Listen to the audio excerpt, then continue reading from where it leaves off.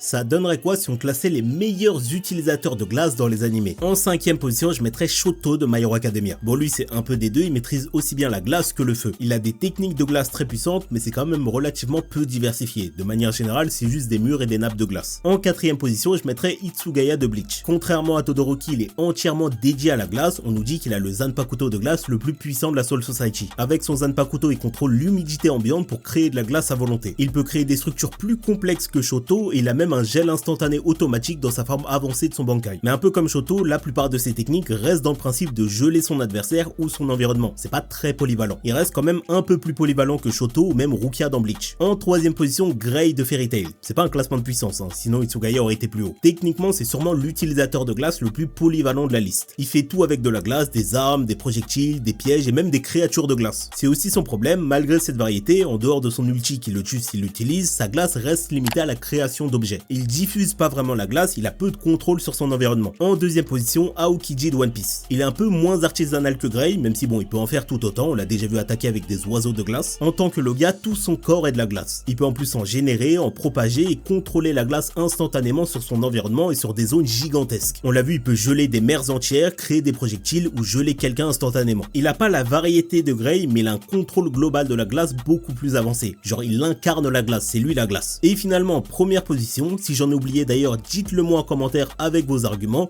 moi j'aurais mis Yoga du Cygne dans Senseiya. Le mec représente le froid à la glace, tout son style repose sur ça, même plus qu'Aokiji selon moi. C'est vraiment le froid extrême, le zéro absolu, un peu comme le Bankai de Rukia, mais pas juste sur une attaque, c'est vraiment sur l'ensemble du personnage. Il contrôle pas juste la glace, il contrôle tout, il contrôle la température, la condensation, le principe du gel en lui-même. Et ça lui permet de geler aussi bien la matière que l'énergie de ses ennemis. Il est moins technique que Grey ou Aokiji, mais il est vraiment dans l'usage pur de la glace, dans le zéro absolu.